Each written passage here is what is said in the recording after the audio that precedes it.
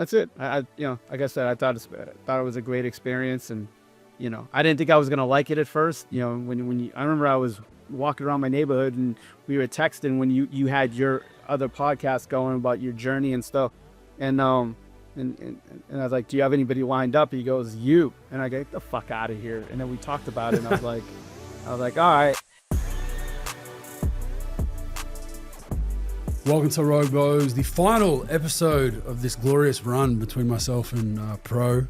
Moving to Sydney very, very shortly, very, very soon. So getting ready for the coaching journey, much to Pro's despise. But Bogues, Pro? I heard it on good authority that you're moving to the most pretentious spot in the history of not the world, but definitely Australia, where you're going to be on the high society, billions. I mean, high society Bogues. Like, don't have any time for the peasant people, gated community, all rich people. That's what I've heard. Unlike most Italians, I'm most Italians, I'm not gonna give up my source. But that's what I've heard. Your source is wrong. Okay. Hey. Your source. There's no gated communities in Sydney, number one. So I didn't hear. I added that one. You added that one. They did say pretentious, rich people, peasants. There's the peasants and there's the real people, and you'll be with the real people. Wrong. I'll be in an apartment for the first probably 6 months to 2 years. Okay. Right near the arena, Pro. Living right near the arena. I got to get those reps in early. But your source, you got a bad source here, Pro. Hey. Okay. I'm good. I didn't really care. I don't care where you're living. I don't care if you're taking a spaceship to your fucking games. I'm just saying that's what I heard. I just wanted to. I'm going right to you with it. I'm gonna ask. All right. Nah, unfortunately, no gated communities in Sydney, Pro. But the apartment might be gated. I'm not sure. There might be a gate around it. Maybe they got that confused with the apartment. Maybe they did. We'll see. It's no Dallas Fort Worth living in the high life where you are, mate. It's really nice in Fort Worth. You should try it. I've been out there. Let's get rolling then for our beautiful last episode, Pro. The NBA draft's on right now. Nothing really to report. It is, what are they up to? Pick 5.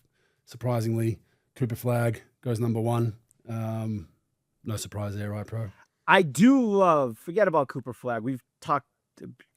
Cooper Flag's been talked about too much in the world. He's going to be a really good player. Awesome. The kid Ace Bailey, have you heard that story, Bogues? Yeah, you texted me about it. Go ahead. It's hilarious. So he just got picked 5, right? I think so 5, yep. Yeah, he's got a million red flags right now. First of all, one of the only lottery picks ever to go under 500 for a college team. First of all, the first 12 games on most college schedules, me, you, and Trent could probably beat him 5-on-3, like most of the teams that they schedule, and they went under 500. Second thing is, he has an agent that's some highly recruited kid's dad that's not a certified agent, for what I was told, and he's got sort of a sketchy record. I don't really care about that either. The third thing is, he didn't work out for any teams. And sort of put out a demand that I don't want to get drafted by this team. Utah, Charlotte doesn't want to get drafted. And I love that Austin Ainge, who's the new president of basketball operations at Utah Jazz, Danny Ainge's son, drafted him anyway. So I love that. So he wanted to only get drafted by certain teams that, he wanted to prioritize playing and things like that.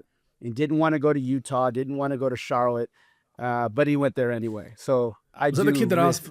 Did he ask for money for workouts? Was that him? Supposedly, the agent, and I don't know this for sure. I don't know which account did it. Supposedly, and again, I stress that word. I heard that the agent, some account said the agent was asking for money for team interviews. I haven't confirmed that with multiple people. It was just on some account. Could be Centel. I doubt it was Centel, but it was some other account. I texted that to you, but it's just, what a shit. I mean, every year you're like, you know what? This game can't get more fucked up than it already is. And It never surprises you, man. It never disappoints. Something just takes it to another level of tomfuckery, and that's it. That's it. I'm glad Utah Jazz drafted him. Good luck. Good luck trying to get a restaurant open up past 10. By the way, buddy. Yeah. Well, Dylan Harper goes 2, VJ Edcombe 3, Con Kruppel. Is it Con Knuppel? Yep. Round 4.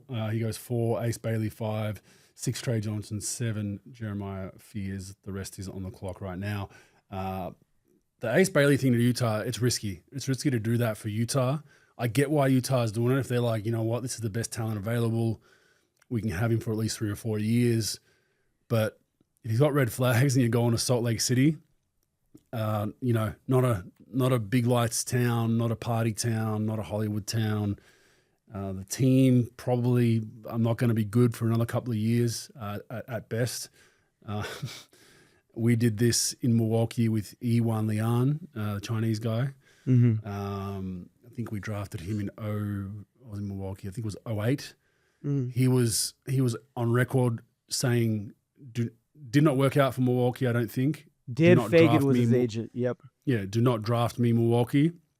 Milwaukee still did, and it was a train wreck. He wasn't very good, which didn't help, but he was okay.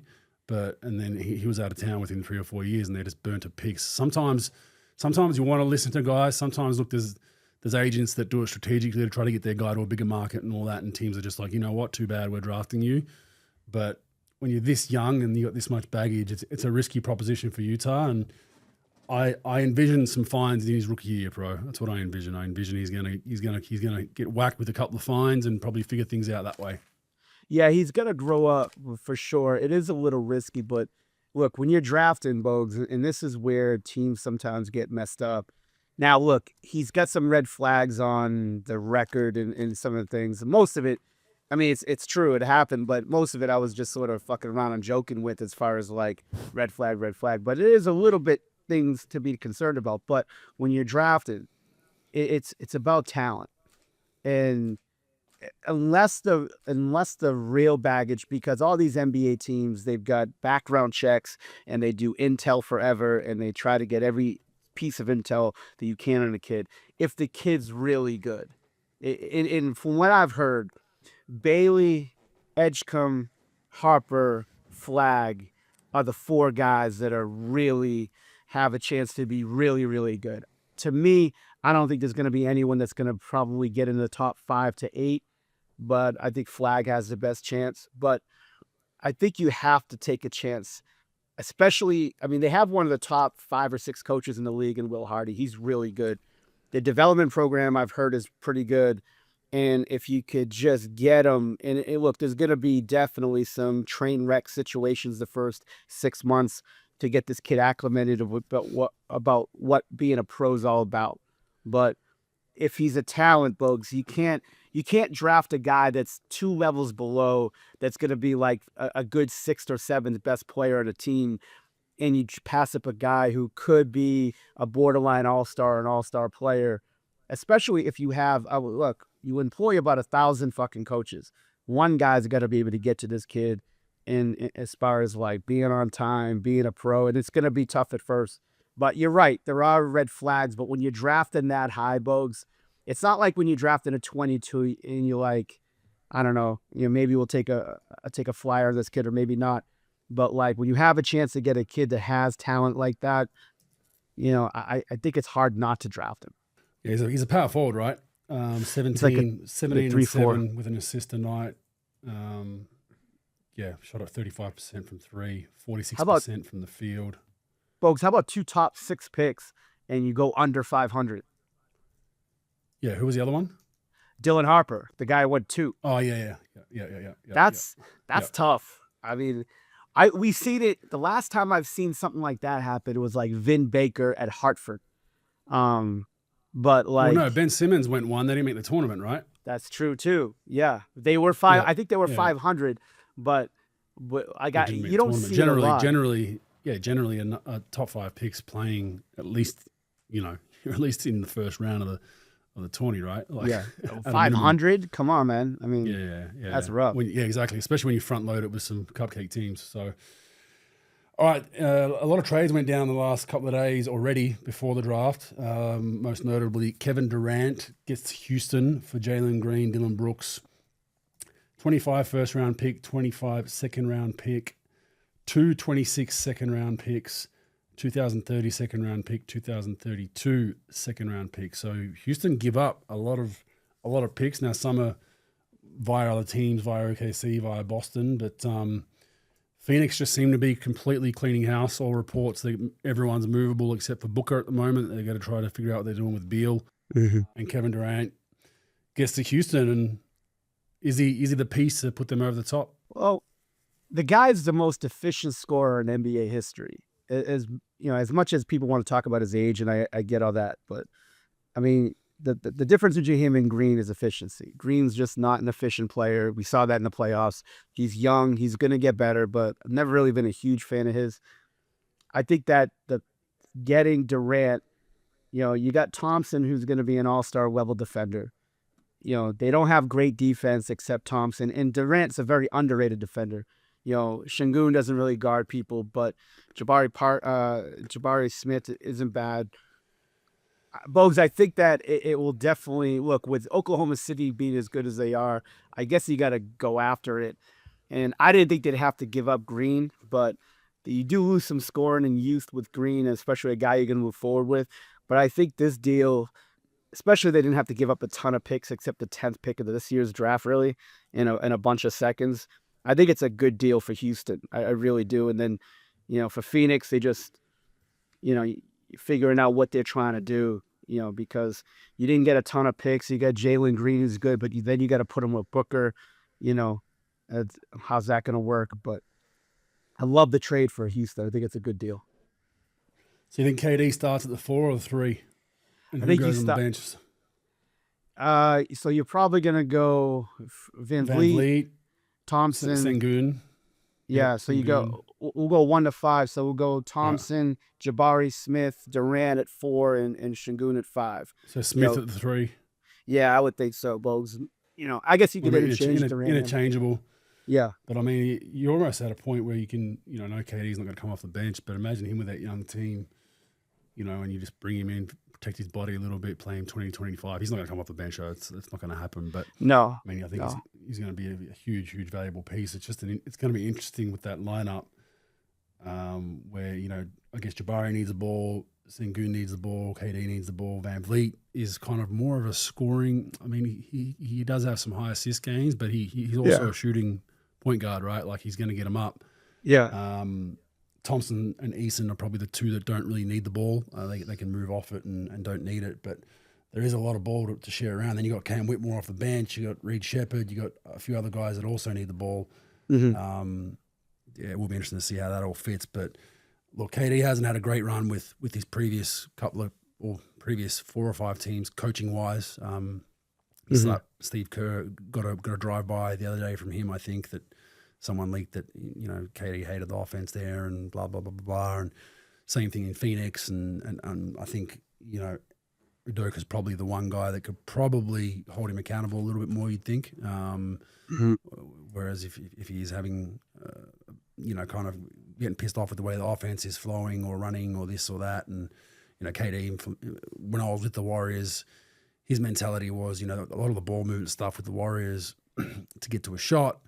KD's kind of thought process was like, I can get that shot straight away in a shot clock. Why do I have to run around like crazy for 15 seconds and waste all my energy? And he's right, but you got to realize you got teammates that need to touch the ball too, right? You need to move the ball and get in the flow. So it will be interesting to see how that all fits in. But I mean, I've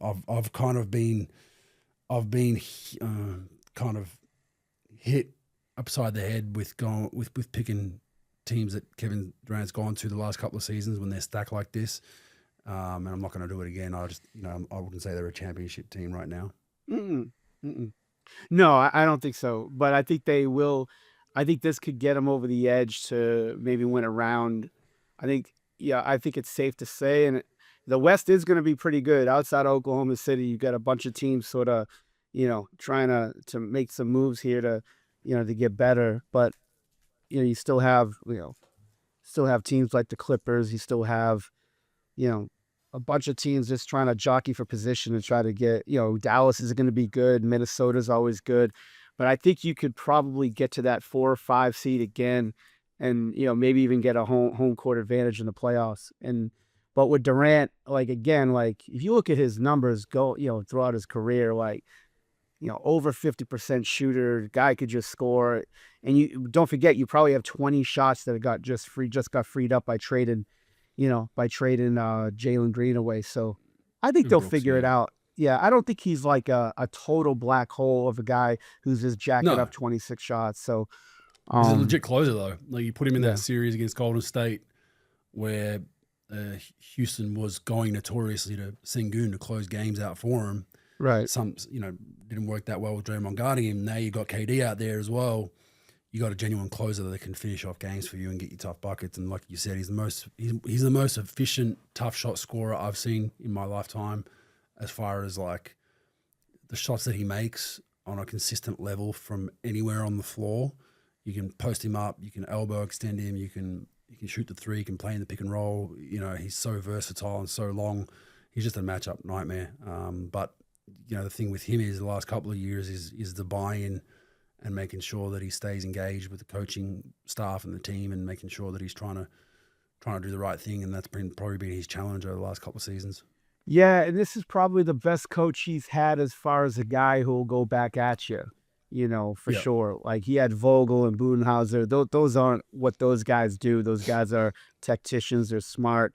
They're very, very good coaches, but confrontation probably isn't their forte, where I think there will be some pushback. Plus he has a couple other coaches that's coached with him throughout his career on the staff, on the staff at Houston. So we'll see. I think it'll be good. I think, like you said, gives you a closer, gives you somebody who can get to his spots and will be efficient and can score it. It'll be an interesting deal in Houston. But I think that, and plus with the restructuring of Van Vliet's deal, which is a big deal for them, they now go under the tax. They'll have the full mid-level exception, which is $14 million.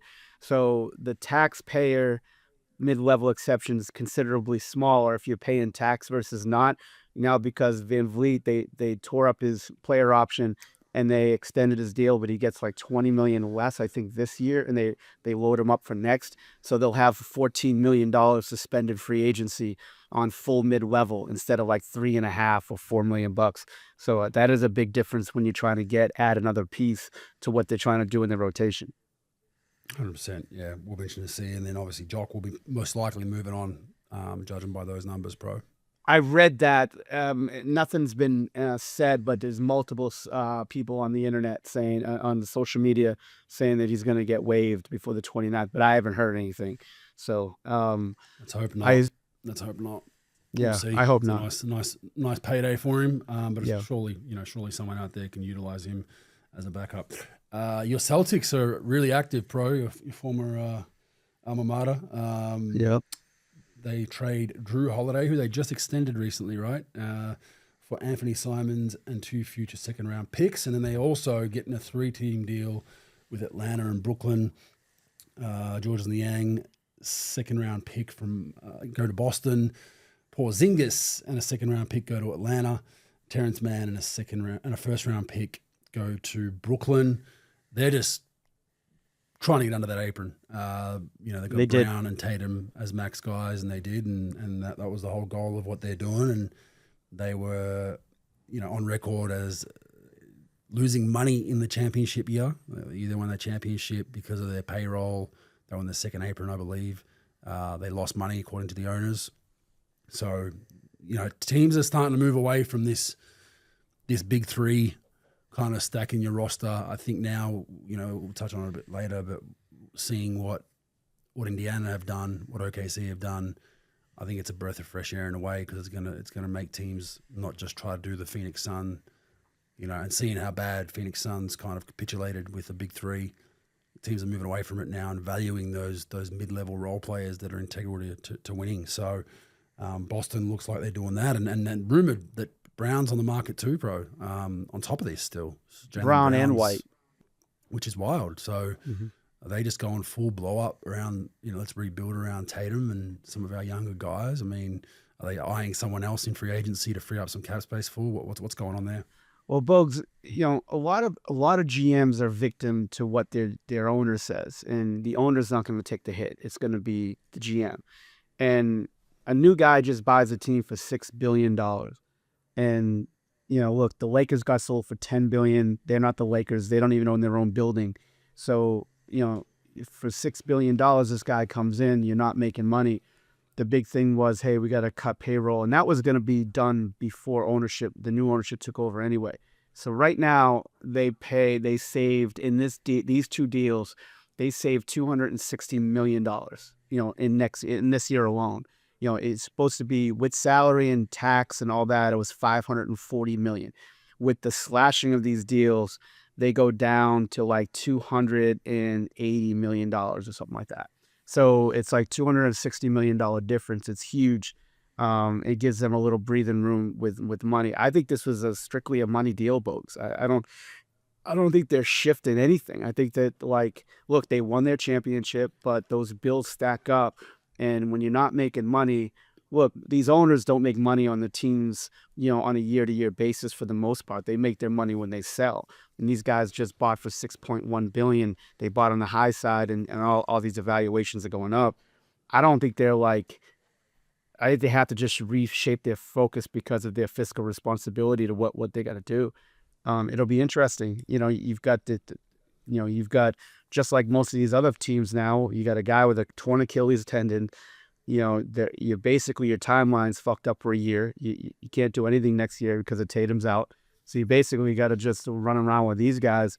I mean, I guess it's a lot better when you're doing it this way, where you're dealing some guys out, so you're not getting your brains beat in every month with financially. So I think they're just going to wait till Tatum gets better. They're going to run it back with him and Brown. See, when the dust settles, do you have White back on your roster? Do you have Brown on your roster? I don't know what you do. In my opinion, they'll probably keep those two guys as bookends, maybe keep Pritchard, and some other pieces, but maybe even White might be out the door just because of financially. But they're under right now, yeah, after this trade? They're under, they're under the second apron. I think they're just in the first apron, in my estimation, and Trent could check that. But I think they're in the first apron. That's all right, though. Caleb, I'm sorry. Yeah, Caleb, I apologize. That's all good. Yeah, but I think they're in the first apron, Bogues. So they're definitely out of the second apron, which is amazing. I mean, imagine how much money they had to shave off to do that, and they did that pretty easily. I mean, that Porzingis deal basically comes off the books. Georges Niang makes okay money, but I don't know how those 3-team deals work or how do you do that, because they basically didn't. The brunt of it wasn't taken by them. They trade most of their deal out, and they didn't really take back much money, and they got 2 second-round picks in it. So it's a pretty interesting transaction. I'll tell you what, Brad Stevens does a great job. I mean, he's a very underrated GM as far as the moves he makes. Pretty shrewd. Him and Mike Zarens, they do a great job in their front office, and to be able to get under that money that quickly is pretty amazing. I'd probably demand a 5% of that. If I'm taking $260 million out of your pocket, give me 5% back. Yeah, exactly. No, they're done well, but yeah, considering they're still looking to move more is interesting. They are not under the first apron though. They're still second, right? Under the second. Caleb? Yeah. Mm-hmm. They're still in the second. Sorry, they're in the second first now due to the trades. Yes. Yeah. To get under the second apron, so they're still in the first. Oh right. Yeah. Sorry. Yeah. Just So yeah, but maybe they want to get under both aprons. Who knows? And the biggest trade, Pro, was the Washington Wizards. How do we not talk about this one first? Jordan Poole, Sadiq Bey, 25 second-round pick, which is number 40. For C.J. McCollum and Kelly Olynyk, and a future second-round pick. So the Wizards get McCollum and Olynyk, Jordan Poole, Sadiq Bey, New Orleans, Pro. Game changer for both teams. I think, and I have no intel on this, but I think Washington probably just is like, you know what, let's get better veterans. We're going to have a bunch of these young guys coming in. We already have a really young team as far as our core. Let's continue to get good vets around them. He's expiring too. CJ's expiring, I think. Yeah. So So it clears some cap space. Jordan Poole's yeah, got 2 years at a big number, doesn't he? Or 3 yeah. years maybe. I believe he's got 2 years left, if I'm not mistaken. But Yeah. yeah, if it was me, I want McCollum around my team versus Jordan Poole. I've never really been a fan of Jordan Poole. So, um, rearranging the deck chairs of the Titanic. I know you love that saying of mine, but I think it's sort of like that. But at least for Washington, it gets probably a better vet to have around our young guys, and doesn't really change the outcomes of their seasons. But probably on a day to day, it's probably the better have McCollum around your team, in my opinion. And the Charlotte Hornets have traded Mark Williams to the Phoenix Finally. Suns for the number 29 pick tonight and a 29 first-round pick. So they've been going after him for a while. Yeah. But They needed, that gets done. Phoenix needed size. They've got all that's one- guards. The whole Yeah. roster's guards. Yeah. Yeah. So that's a good one. Also, Kyrie signs extension 3 years, 119. Van Vliet 2 years, 50 million. And the Lakers sell for $10 billion to Mark Walter of TWG Global. Interesting timing with all this. They get have you seen the whole conspiracy theory around this, bro? It's they get Something Luka about Middle Doncic in East or Doncic. No. I read some account about Mid East money into the NBA or whatever. But no, go ahead. The whole Doncic thing. Yeah, they get Doncic in that trade, boost the Lakers' value up, all right in time for the NBA talking about expansion pro. So, talking about you want that European license, the Lakers just sold it for $10 billion, it all adds up pretty nicely. That license is going to come cheap. I'd assume a European license is probably going to has to be in the realms of $5, right? Something like that, So going to be pretty interesting to see. Yeah, I don't know, Bogues. I mean, I have no idea, but I do know that Jerry Buss is trying to sell about 10 years ago, right after they won their championship in 10. I heard they were trying to get some sales things, and then after he passed, they sort of died that down. And then from what I was told, Buss's daughter, the Buss family, doesn't really have a lot of money like that, like ownership money, like most of these owners do.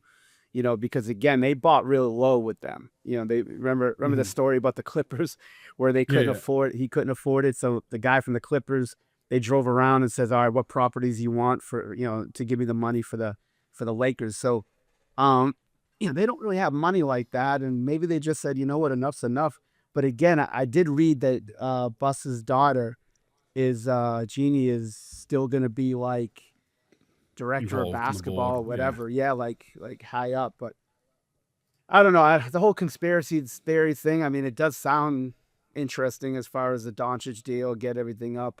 But, who Mavs knows? get the number 1 pick, coincidentally, It does. I mean, like, it does. It is a good story for sure. I would definitely like to check that out on Netflix for sure, without question. But it is very interesting.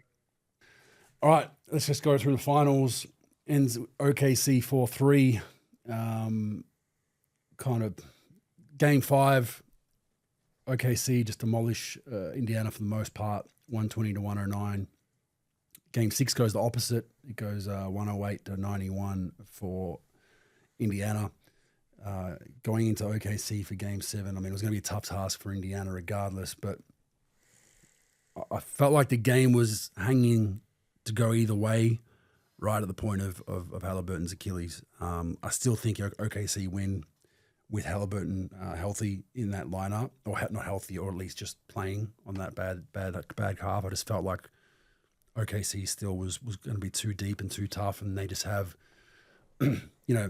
all the stuff you talk about SGA getting to the free throw line. They have guys that, SGA can just get you a bucket late in those grind out games, and this went exactly like a game 7 went. I mean, for these guys to be 103-91, when you look at the start of the series, they're averaging, over 220, 230 points, and then it goes 103-91, real low scoring game.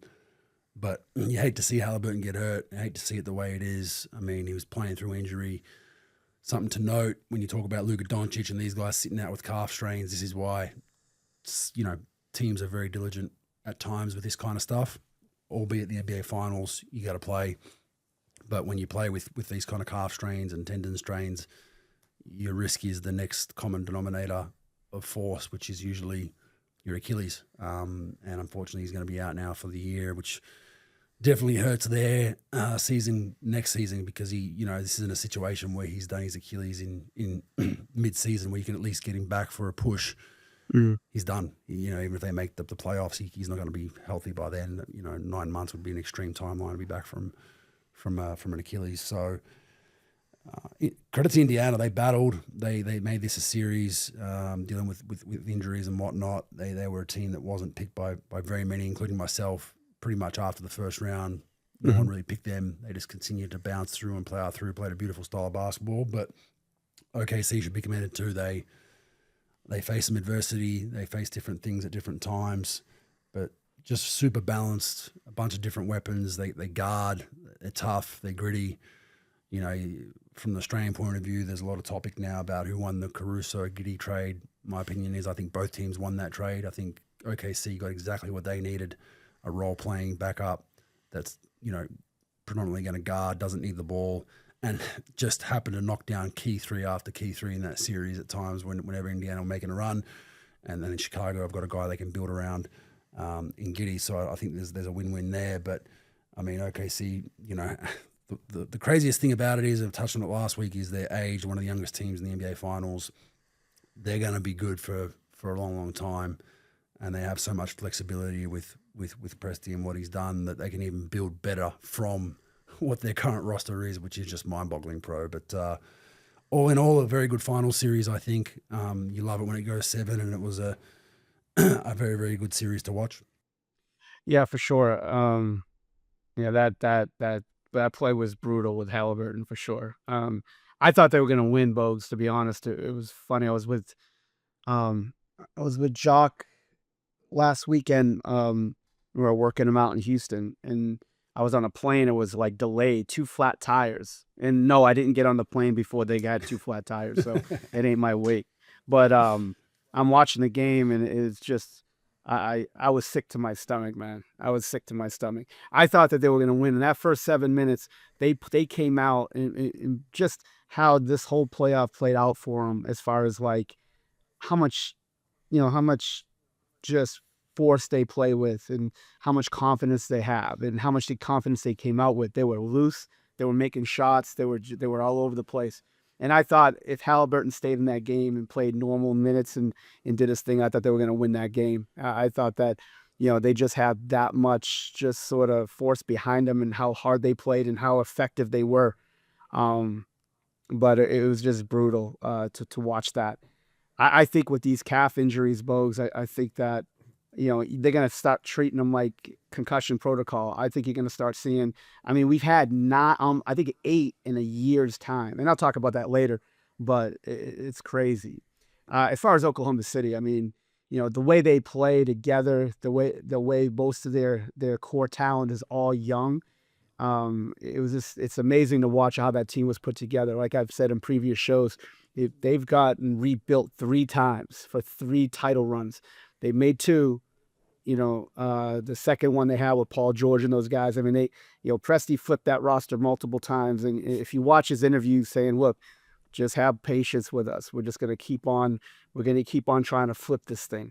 And the way they play, the way they guard, the way they move the ball, although when SGA has it, it doesn't move as well, but they just play hard. They guard people, they come at you.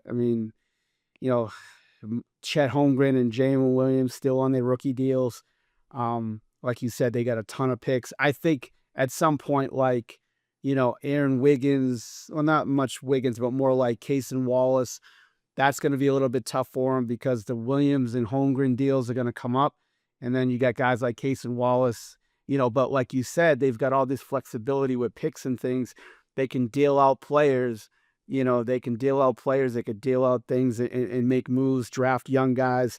Presti's the best GM in the league. It's not even close by a mile. And I'll tell you what, he's going to be, I don't know what his contract status is, but he might be the biggest free agent in the next couple of years if his deal comes up. Because if I'm any team, I'm literally giving him a Publishers Clearinghouse 30-foot clown check with a 200-foot pen and saying, what do you want?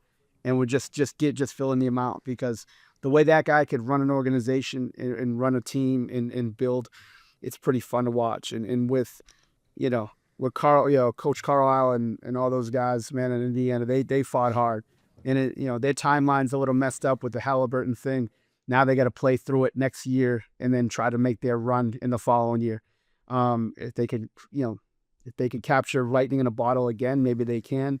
But yeah, it's very disappointing to see because I thought they were going to win that game. I really did, just to how they played, game 6 and how they just sort of, they take everything personal. They play hard. They play together. They were a really fun team to watch.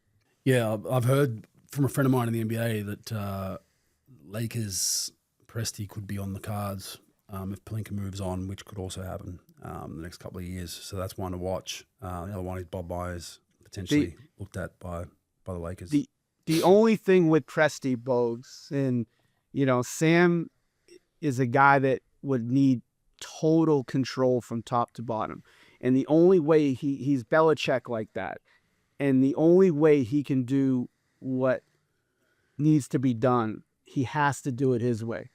And that's why I don't think you'll see him in an LA or New York or places like that where there's any type of, interference from ownership, from anyone like that. I think he needs to do it his way. Yeah. Like he has to hire his staff. He has to do it his way. How everything's done, it's meticulous, in my opinion, on how his teams are going to be successful. And that's why you won't see him. I don't think you'll ever see him in a team with ownership that's breathing down his neck, has to hire this guy's son or this guy's son. Or, I think that you won't see him in a team like that. I'll tell you what, I don't think he'll do this, but you have a better chance of seeing him on one of those expansion teams and having him build another team up in a couple of years after this is, gone a couple more years to see if they can repeat and win some multiple championships and things. But then again, you might just see him in Oklahoma City the rest of his career. But if he is going to go somewhere, I would give him whatever he wants. I make him my highest paid guy, including any player on my roster, just because you need the league has a big shortage of GMs that see things like he sees them and doesn't get into any bullshit. It's just get the job done. How am I going to make my team better today? He doesn't get caught up in any of that. And I think he's better in small markets too. But I did hear from the same person there could be an ownership carrot included, and that begs the question, Pro, for some of these top tier general managers that are that lauded, right? That are like, fuck, this guy's the shit. How long till we start seeing teams maybe use that carrot, right? Where it's like, here, have 1 or 2%, have a point of the club as well. Get you out of that, a situation where you're making a lot of money, but come over here and do this. Who knows? This is just what I've heard. I've heard through someone who's pretty close and being right for a lot of things that he's kind of told me. But it will be interesting because it's kind of the anti-Lakers, right? The anti-Lakers aren't really a Sam Presti grinded out long haul chess moves here and there to build an empire, right? The Lakers are just kind of like, we're the Lakers. Here's $100 million, make us better. Like that's kind of been their MO the last 20 years. They don't really develop talent. I mean, Kobe's really the only one, really, right? Over the last, 20 years that they've developed from rookie onwards. I can't remember any other rookie that they've developed into an all-league player. Off the top of my head, I can't remember. So no, I think I think you're right, bro. But I think Presti definitely excels in those smaller markets where he can be let to just, hey man, here's the keys. We'll stay out of your way. Let us know if you need something. So it is pretty interesting. For Indiana, it's interesting where they're going to go in the next few years. Because look, you've got it. You're on top right now.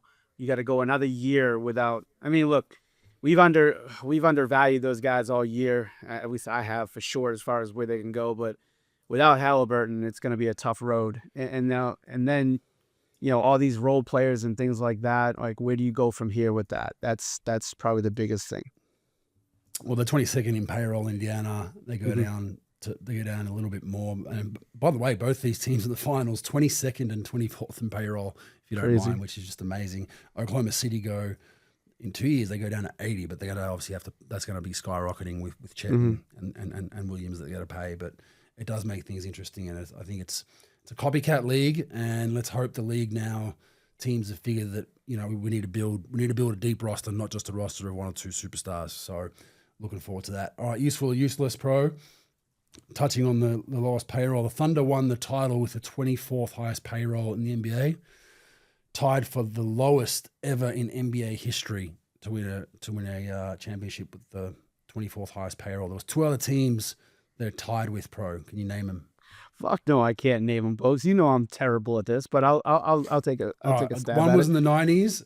Yeah. I'll give you one team was in the 90s. That was 24th in payroll and won it, and one team was in the 2000s. Okay, so I'm gonna guess San Antonio. Yep, San Antonio's 04-05. Yep. Oh wow, I would have guessed in the 90s, but okay. Championship team in the 90s. Oof. Houston Rockets, maybe? Yes. Oh, wow. Yeah, you got it. I don't read the 95. run sheet, so I didn't read it. So, yeah, you're right. So, We know. Yeah, but pretty amazing, and I didn't realize, the Rockets, I thought they were pretty stacked, but I know some guys took sweetheart deals to get there at that time. So, but yeah, both those teams, Spurs, Rockets, now OKC, 24th highest, 3-way tie for lowest ever payroll in NBA history to win a championship. Useful, useless.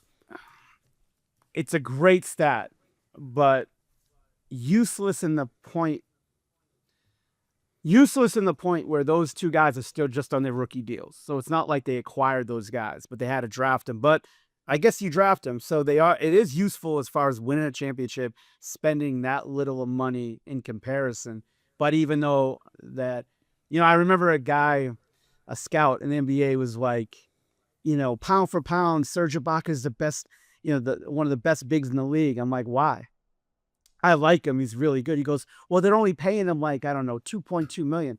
I'm like, hey, asshole. He's on his rookie fucking deal. He has to get 2.2. So it ain't like they shrewd it down on 2.2. Like, but I think it is useful in that end, but useless in the fact that what else are they gonna do? But it is useful as fact of winning a championship. So I'll sit on the fence on this one. But I will say it's a bit of luck. Yeah, obviously there's some luck. Half your team's still great on stat deal. though, Bogues. Great stat. Yeah, just an interesting one. But that just more. I think it's useful just to say that the league's got to be in some trouble for the next couple of seasons. OKC, if they stay injury free, they're going to be without doubt to go again, and they're the front runners to win it again and go back to back. Last one for useless. SGA has the highest scoring championship season ever, beating Michael Jordan by 0.1 points per game in a championship year. Useful, useless. Useful. Why not, Bogues? That's a hell of an accomplishment. I mean, it doesn't mean he's better than Michael Jordan. It just means that he scored more points in a championship season. He had a hell of a year for sure. Hell of a year. Yeah, so Jordan's obviously averaged more in in a season without winning a championship. But winning a championship, SJ now has it. And now, the pace of play and the game styles changed and all that kind of stuff. But still an impressive stat that he's overtaken MJ there, Pro. Fact or fake news? What do you got? I can't wait for this one. Well, I was actually going to talk about Shea versus Harden and who's like in Harden's heyday of MVPs, who is going to be. I was going to talk about that. We use it in a fact or fake news, but actually talk to you about it since you brought up the stat. So before we get into fact or fake news, I got another one. In your opinion, Bogues, who is more entertaining to watch? SGA, who does hold the ball a lot, maybe not as much as Harden, or Harden in those that MVP year, the heyday in Houston, like playing the way he played. Who is more entertaining to watch? Or you could say who you couldn't stand watching more, as far as holding the ball like that. Oh, man. Did you think Harden was in their prime? They're both elite foul baiters. They get to the line, and that's not a knock on them. That's just the rules and the way the game's refereed. They manipulate it and use it to their advantage. Yeah. They play similar though, Bogues, no? Kind of. I think SGA's much more slimy the way he gets in the lane. He kind of backs you up, hits you, spins off you. He's really good at finding angles and just really twitchy when he turns his back to you. And he's more of a mid-range game guy, Whereas James in his prime was knocking down some tough threes. Like, the stuff that he was doing from the perimeter. And I think he led the league for multiple seasons in and one threes, didn't he? Like, it was ridiculous. Yeah. How many and one threes he hit. But I would say, who do I enjoy in their prime? Oh man, It's close. I like SGA just because he's slimy. Like it's very, very close. But yeah, I like SGA, and I just like the fact that he's not an analytics type player, and he still led the league in scoring because he shoots a lot of mid ranges. And I'll tell you what, Harden was very underrated with Bogues, and I think you saw it more in Oklahoma City than you did in Houston. He was an elite passer. I mean, he was an elite passer. Assist games. Yep. I remember working out Kevin Durant and talking to him in those first couple of years, and we were just talking about their team, and I just sort of brought it up. I'm like, hey, in my opinion, I would probably put Harden at that point. He wasn't holding the ball like he did obviously later in Houston. I would have rather Harden at point guard and play Westbrook at that like Dwayne Wade role of like two guard that could come pick a roll and come at you like that. But I mean, just because his passing was so good, I mean, he was great at that. And then obviously Houston wanted to soup him up and make him an MVP, so that passing you saw less and less of, and more of a scoring threat. But anyways, I just wanted your take on that for sure. And then what's still a fact of fake news, folks? I don't know if you heard. Last couple of weeks is big on this like ring thing, on like ring culture, I guess they call it. Everything's got a fucking name these days. Gilbert Arenas brought it up as far as evaluating players and how two things. A, that championships don't mean anything as far as evaluating a player, all time. And second, that if you're the second best player on a championship team, no one cares.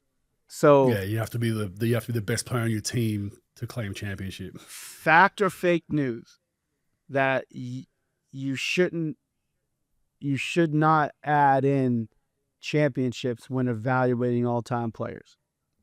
I mean, look, it's a tough one. I think there's a lot of moving parts with this. There's one team out of 30 that can win it, right? Mm-hmm. So there's one team, that doesn't, there's one team that wins it. So you're saying that you could be an all-time great and you lose to a better team in the finals, that you're not an all-time great? Well, if you don't have a champion.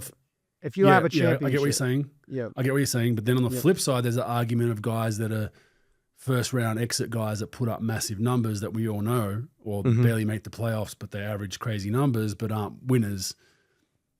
Okay. So you got that argument as well, right? I think there's definitely all-time greats that aren't NBA champions. I think Charles Barkley. Barkley, Malone, Stockton, Nash. Yeah. Dominique Wilkins. Yep. So there's a bunch that are. But Gilbert's point about, unless you're the number one guy, I think it's just utterly crazy, because I think it takes a second, third option to buy into a system, something that he really couldn't do that well, right? Like sometimes you got to know, hey, I'm going to a team. I was a man on my team. I'm going to be the second, third, so you're knocking. Klay Thompson's the name that came up, right? So what? Klay's championships don't count because he wasn't the number one option. He was integral to their success, and he was one of their best defenders in his prime. So what about that? Like, you know what I mean? I think it's a team game. I think definitely the team helps towards getting a championship, but you got to have a leader that's also selfless and implores the team to play the right way. So I don't think there's a right or wrong answer. I hate to fence it, but this one's a tough one, because I think there are some greats. There are some greats that just couldn't get a championship at the end of the day, or ran into Shaq, or ran into Tim Duncan every other season, right? And it's 1 out of 30 teams. But there are some greats that are greats that didn't win a lot, that probably shouldn't be classified as greats. They just put up massive numbers, inflated numbers on mediocre teams. They got to take some blame for that as well, right? So I think it's a balance. So I don't really have an answer for you. No, I the philosophy is better than an answer. I think the philosophy that you have in talking about this is just as good as answering it. I think that you don't judge championships on all-time greats, but I think Like if a guy's an all-time great, like if you're gonna say Tracy McGrady's an all-time great, or you're gonna say a guy like that, all right, that's great. James Harden comes to mind. Chris Paul, players in today's era. But I think you do break ties with it for sure. I think that like, you know, like with okay, so Stockton, Malone, those guys went to championships. They went to two of them, and I believe they've been to some conference championships. On top of that, Yep. that they didn't make the final. So that to me weighs heavy. You Agreed. gotta You at ran into least get to Jordan. You ran conference. into Yeah, Jordan twice. You ran into yes, Hakeem, the other one. yeah. Like, yeah, You got 100%. right, but I think you do weigh that almost as good as winning championships if they got that close. Not only making the finals, but at least conference championships. Like throughout your career. Now, look, you might have some guys that ran teams or owners that were fucked up and give you no chance of winning, getting to that level. So yeah, I do agree. Like it's sometimes it's finicky as far as getting the finals and winning, but I think you could be an all-time great by putting up crazy numbers, but like if you're not making playoffs or your first round out, you got to at least get to the second or third round. You don't have to win championships to be an all-time great, but you got to get close. Look at Barkley. I mean, Barkley went to Phoenix, Chicago. I mean, the Philly teams. I was a huge Philly team and Philly fan because Hershey Hawkins was one of my favorite all-time NBA players. And they played, they had a run into Chicago. They had a run into New York with Ewing. So, I mean, there was almost no chance of them getting to the finals and winning. But those guys, at least every year, like with Barkley, second round here, second round there, he waded deep with Irving early in his career. But then he goes to Phoenix, goes to championships, gets to conference finals, things like that. So, like, and then he ring chased a little bit at the end with Houston. But that's big time to me. Clyde Drexler, another one. 2 finals, I think he won a championship, I think, with Houston at the end of his career. With Houston, he Yeah. won the second one, yep. But like, they were close. But look, it's always going to be brought up with players, especially with players or podcasts that didn't win championships to try to protect no shit. their own deal, right? And Well, look, Gilbert's like on record saying he'd take his deal with Orlando over a championship any day of the week, right? Where he's like, I make an extra $100 million.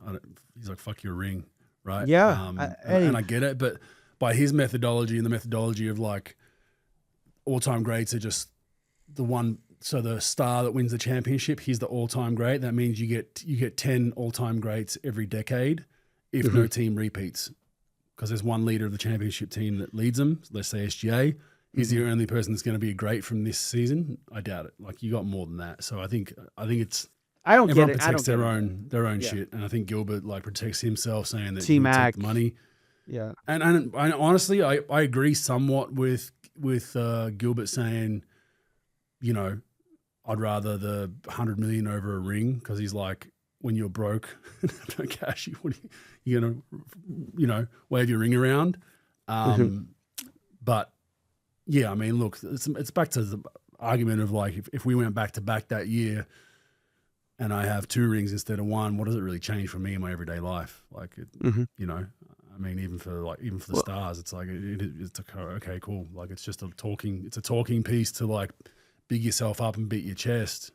It's like whatever, Everybody plays for a different reason, Bogues. When I talk to my clients and things like that, I don't care if they're overseas or NBA All-Star or anything in between.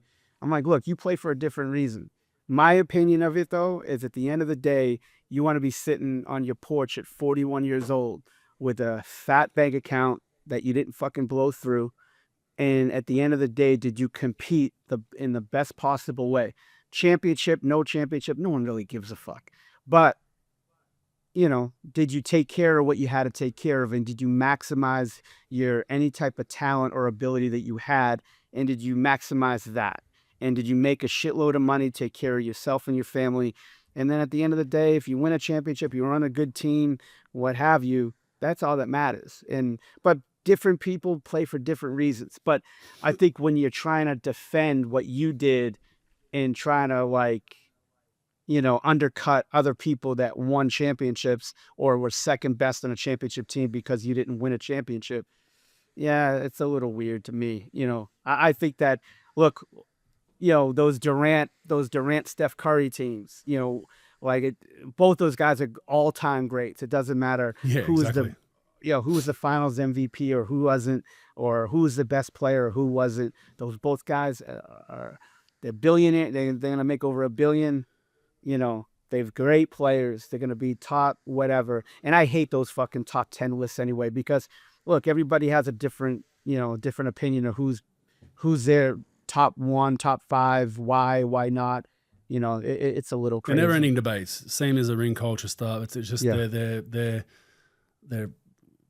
I mean, cash cow, ESPN, kind of they put shit out there to create debate, have people watch it, and then idiots like you and I discuss it. It's it's just one of those things. You can't. There's no win with those debates. Comparing eras, who's a great? Oh, he doesn't have a championship. You can switch any argument in your favor. You can say, oh, he doesn't have one, so he's not a great, or he has one. Like you look at this is my example. Like you look at this past championship series. I think Caruso was huge in those games and different moments in all of OKC's wins. He made some huge plays. 20 points and 5 steals in one game, knocked down big threes in another game. Take him away, maybe the series changes. He's not an MVP. He's not an all-time great. No. Right? So it's like, that's what I'm saying. So okay, the dynamic of that whole series changes with a role player. So that's when you go, okay, is it just an all-time great? So SGA is the only reason OKC are there? Massive reason, but there were other guys that contributed as well that should be commended, but they're not all-time greats. So, it's just one of those things that never ends. Yeah, I mean, look at Andre Iguodala, Finals MVP. Yep. Iguodala in his average under 10, right? Yeah. Yeah. In his heyday, he was like a Pippen, in my opinion, where elite defender probably couldn't win you a championship being the best player on your team. But you put him in a role where he's got to be an elite defender, use his activity and his athletic ability to your advantage in transition and activity. And you put him in a situation in a finals where, where now he's there and he's got less pressure on that situation to be a main scorer or anything like that. And now he's worth his weight in gold. And that doesn't mean he's a finals MVP. It doesn't mean he's the best player in the team. It means that he showed up in that playoffs and he was big. Caruso, same thing. You're right. Without Caruso, you ain't doing that. Because Caruso is one of those guys, he wears his hard hat every day. He goes to work. He's like a construction worker. He looks like one. And he just guards people. He comes at you. Because look, OKC might be a dominant team in the next couple of years for sure. But they don't have, besides SGA, they don't have that guy yet. I don't think Jalen Williams is that guy every night where he's going to put up 28 to 30, with SGA. At times they had trouble scoring. They relied on shot making and getting to the rim versus guys that could just score. Caruso, transition, getting steals and getting out and pushing up, making shots, things like that. Without guys like Caruso and Dort, I mean, it's a different series. And it was, but that whole all-time great thing is it's overblown. Bogues, give me your opinion on these torn Achilles, man. There's just too many of them. There's 8 of them in a year. What's your thought process behind it? Anything you can do to help it? We're not doctors, of course, but what's your opinion of it? Yeah, we were actually talking about it off air before we joined. It's a tough one. I mean, there's so many theories out there. There's pace of play, all-time high, which is inflicted by analytics. Analytics said we need to play faster. So this one I think Haliburton was clearly a play-through injury issue. So, when you tweak your calf or your ankle or whatever and you play through that and your calf's not firing right, but because athletes are in such prime condition with the rest of their body, your body's going to adapt and let you get through it. But then the next point of load is your tendon. It's the same as if you hurt your quad, you tweak your quad or your hamstring, the next point of issue is going to be your knee if something happens, right? So your quad's not firing properly or your calf's not firing properly, it's going to trickle down to the next joint. It goes down to your Achilles being the next point that's going to, it's going to overload and snap, right? So I think the Haliburton one's a little bit different than some of the other ones because he was playing through an injury. But guys that have been relatively healthy going in, I think it's pace of play. There was someone talking about they think it's because there's too many low top shoes. Yeah, I saw that. I heard that. A lot of high tops back in the day. Who knows if that makes a difference? I think it definitely helped me with ankle sprains wearing high tops for sure, 100%. But I don't know what the answer is. They already do load management. They already try to monitor guys. This is the thing, Pro. There's definitely not as much practice as we had when I came in the league. Like when we came in the league, training camp was tour days, and it was legit tour days. It wasn't veterans just do the morning and then you're off at night. It was contact session in the morning, and then per the CBA rules, you could only have one contact session a day. We had 2 sessions though, so where the coaches would screw you on that is the second session would be conditioning and running and like sprints and all that bullshit, right? So it was much more. Teams don't really practice much now, so you might think, well, if they're not practicing as much, the load shouldn't be as high theoretically total. But I think it's the pace of game. It's an explosive, especially in the playoffs. Pace of game remaining the same, and it's more physical and hold and grind and the contact. I don't know what the fix is. You can go to lower games, then there's lesser money, there's lesser advertising, there's less evaluations. So I don't think there is a solution. I think it's just one of those things you just got to monitor. I know when I was in Dallas, they were the first team that had an Achilles protocol. Oh yeah, you were there. With Jeremy, right, the strength coach there. That was one of the first clubs I'd been to that had a strict Achilles protocol for every player in their weights program. Even if you didn't have an Achilles injury, you had a strict protocol. We had to do a certain amount of things for our Achilles every week within our weights training. First team that did that. So teams are cognizant of it. That and ACLs, making sure that those things are not. They're the first 2 things that are going now in basketball. But I don't know. I'm interested to hear your thoughts. I don't think there is a fix. I don't think you can turn down pace of play. Maybe kick the nerds out and burn the computers can help. But other than that, I don't think there's a lot. No, I think the only thing you could really do, like I said before, is make it like a concussion protocol, but make it like a mandatory 2 or 3 weeks, where I don't know what the for date. What? I don't know. Like a calf strain, you mean? Or for what? Yeah, for a calf strain, where you treat it like, I mean, look, 8 in a year, Bogues. You're not going to shut off pace of play. Everybody wants it. It's a tidal wave. No one's going to go against it. All owners are on board. All front offices are on board. You don't see many teams that say, well, we're going to play slower. I think that if there is just like a concussion protocol, you just have to be extra careful with it.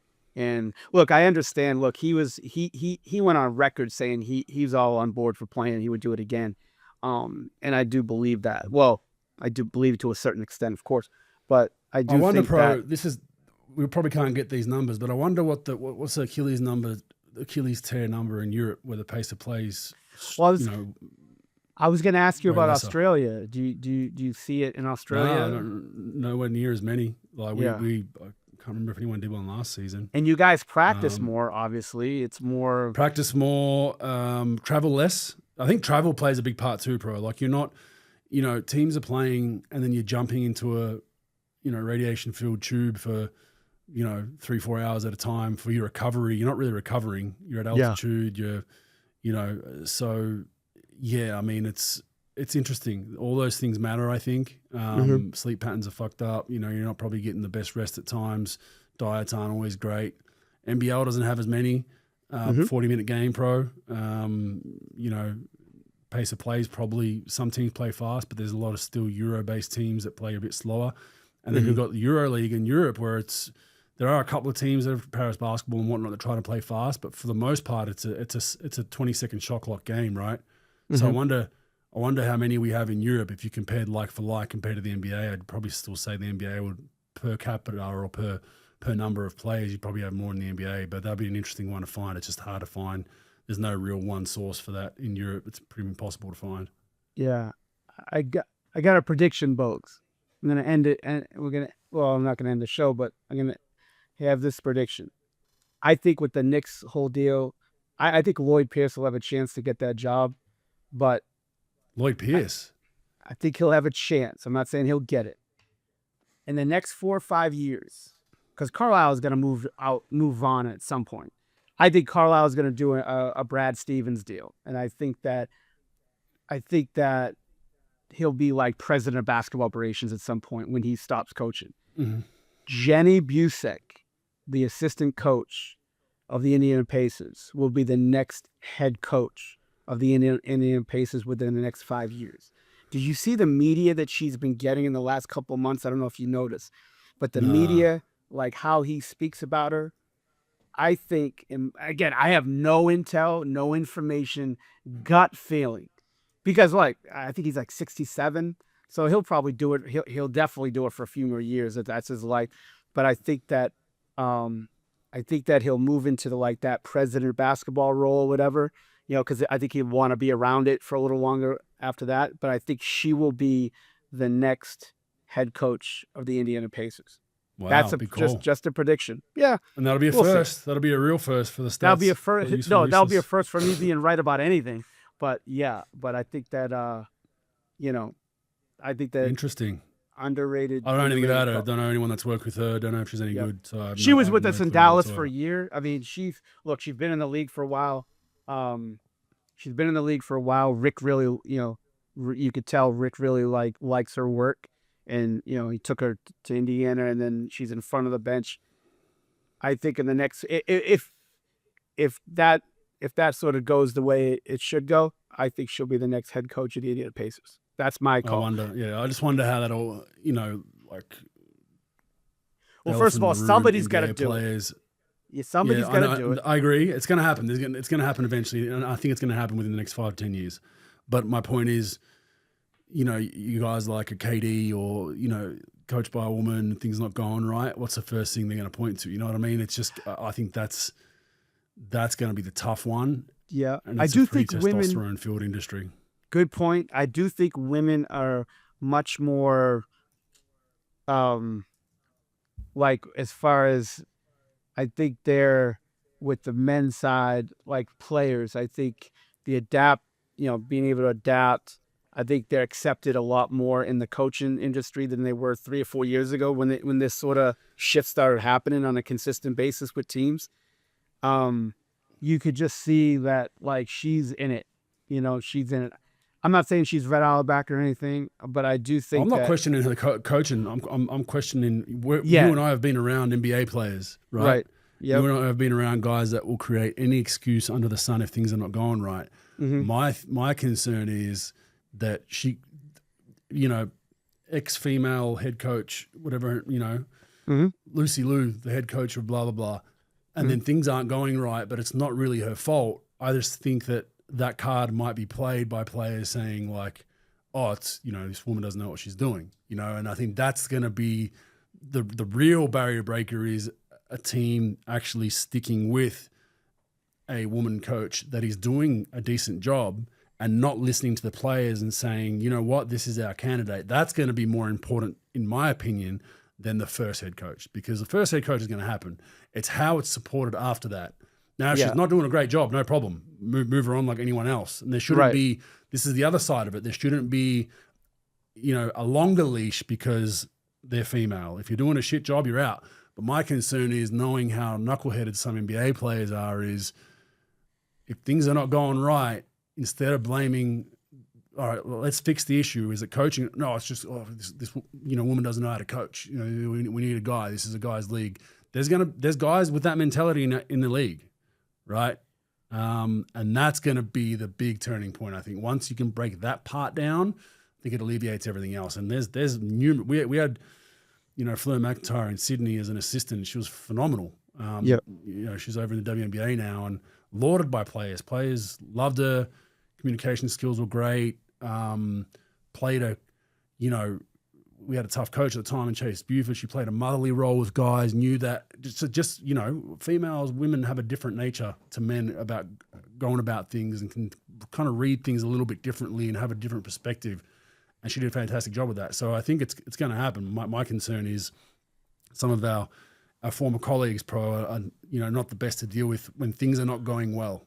See, what's the difference, Bogues, now that women have been in the NBA for a while now, for 5 years at least, right?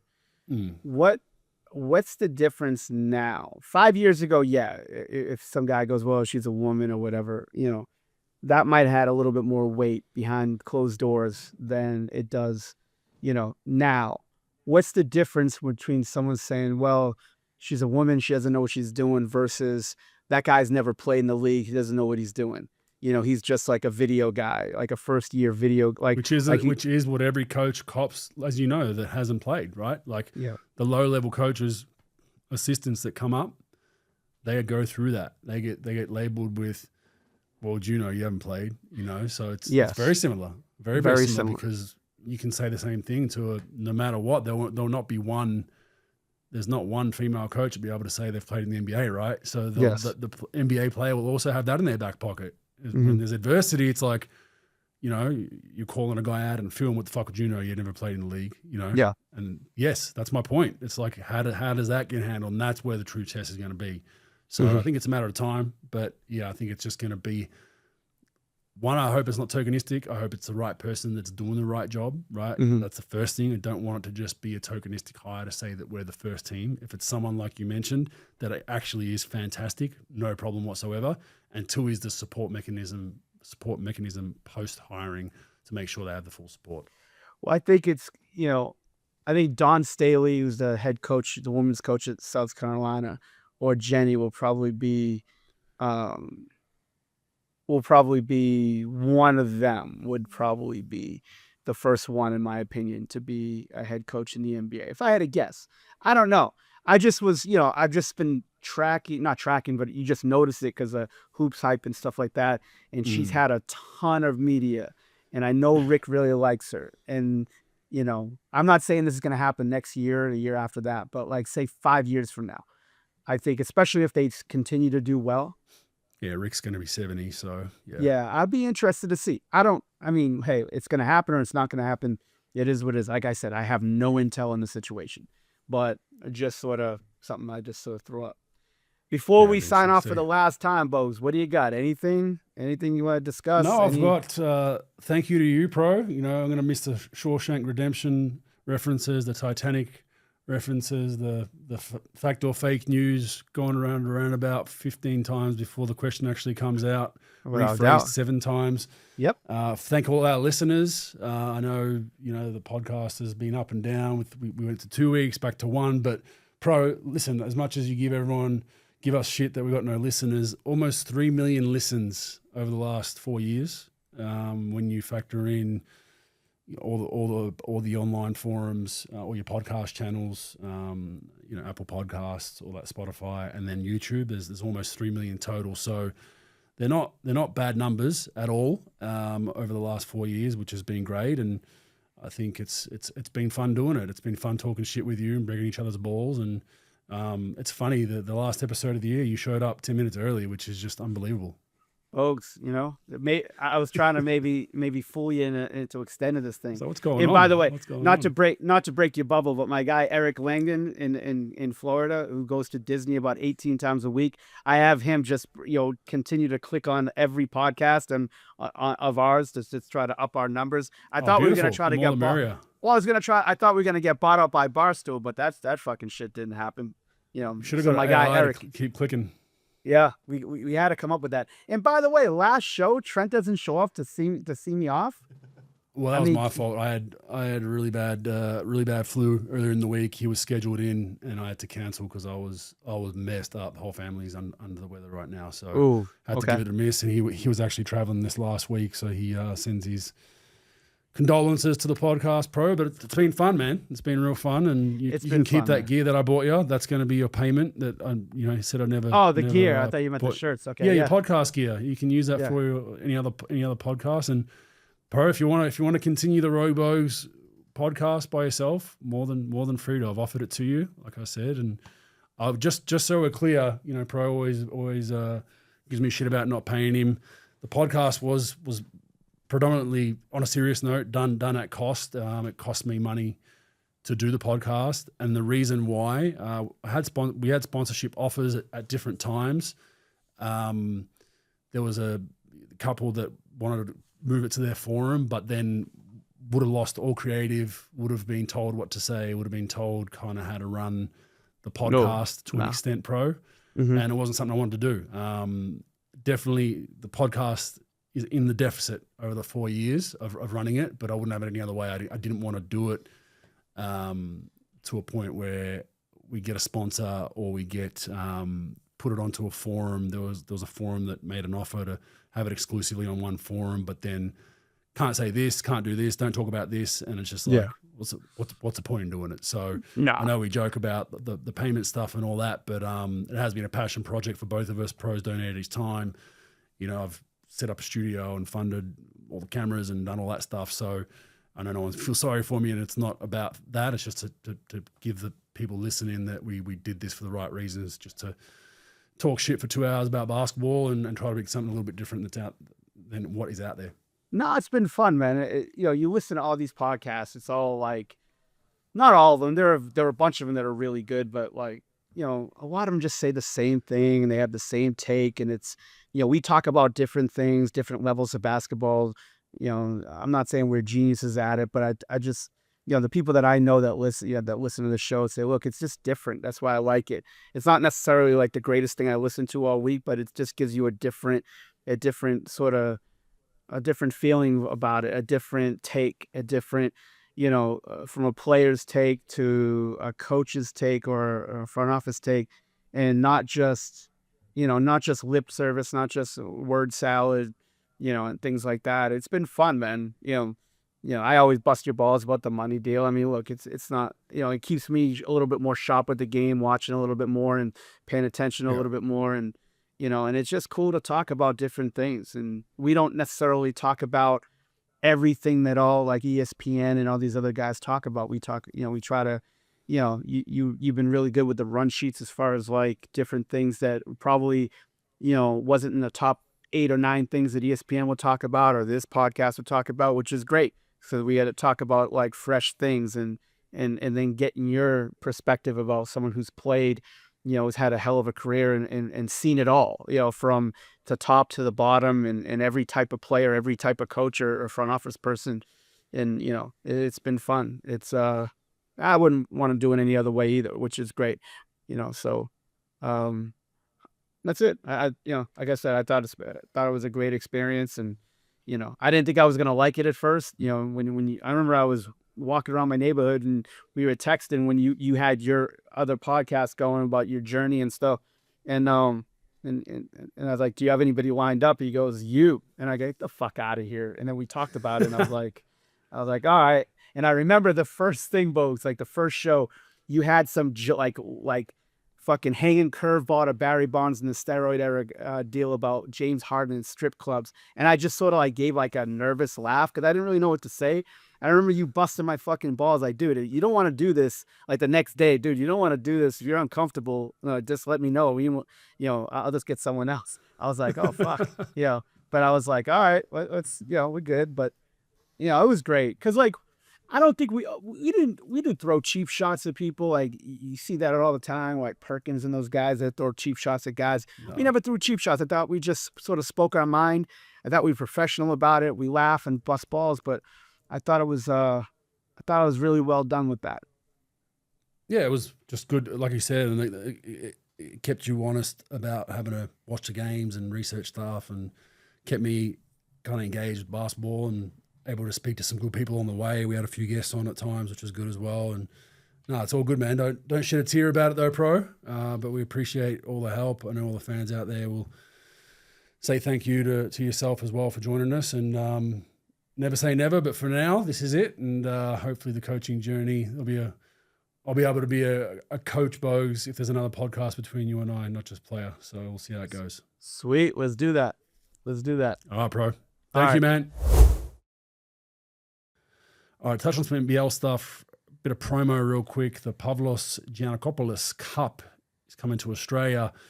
About to take on EuroLeague giants Panathinaikos and Partizan versus some NBL teams, which are the LA 36ers and my Sydney Kings. So it's going to be very, very interesting playing some EuroLeague teams. Going to be a grindy half-court game, and those coaches are some of the best coaches in the world. So looking forward to seeing how they go in the flesh, the adjustments, the chess game, who they'll play. Some of the players suiting up from the Australian point of view. Obviously, Dellavedova, Kendrick Davis, Xavier Cooks, Montrezl Harrell, league MVP Bryce Cotton, Kendrick Nunn from the EuroLeague MVP will also be on Australian soil. So real good matchups. Both those teams, I'm not sure if everyone's familiar, but amazing fans, amazing fan base, wild flares, all that kind of stuff. So I wonder if the respective Greek and Serbian communities will come out and enjoy those games.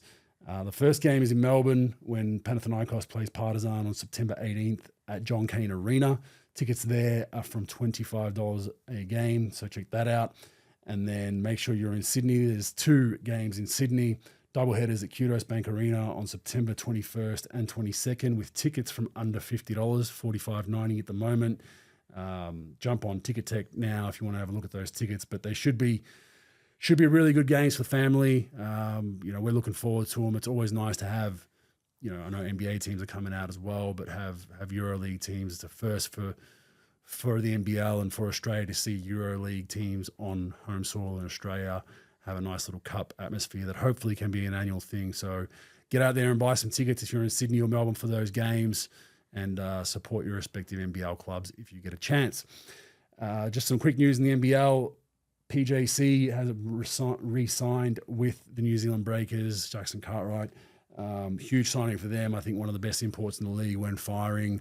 Kind of a clunky season for him last season with kind of the big situation with Taco Fall, kind of contradicted the way they wanted to play. PJC's an open floor, quick pace of play guy that all of a sudden have to slow down. So I think now rebuilding their roster, Menenga there, a few different guys, they'll I think he'll have another MVP type caliber season, or at least be in the top 5.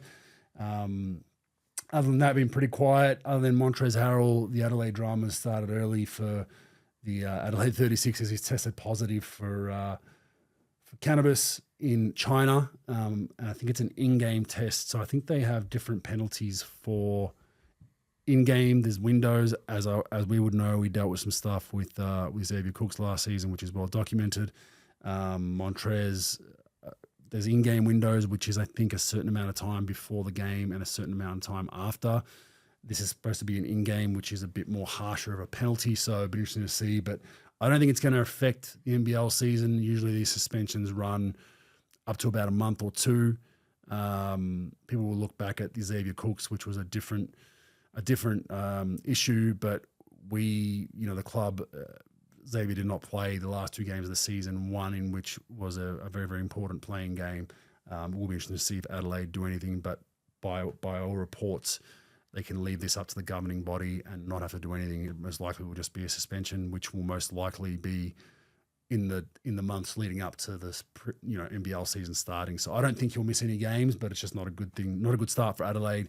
But hopefully that all goes well for them, and we see him back on the floor soon. Other than that, NBL preseason's around the corner. It's about just under a month away before Australians start reporting to their NBL teams for preseason. Imports a little bit after that, and looking forward to another NBL season and just a final sign off. Appreciate all the fans listening. I know the podcast has been important to a lot of people. I get a lot of text messages and messages on social media and emails from people that have enjoyed it and just enjoyed kind of the authenticity of it and kind of the raw nature of it, not overly produced. We try to just talk, and sometimes we're right, sometimes we're wrong, but appreciate all the support. Like I said, 3 million listens in 4 odd years is not something that we would have imagined when we started it. So definitely proud of that fact that a lot of people out there were, especially during COVID, when a lot of people were at home, were listening to our podcast and getting their basketball fix. So appreciate all that, and maybe we'll see you all again in the future.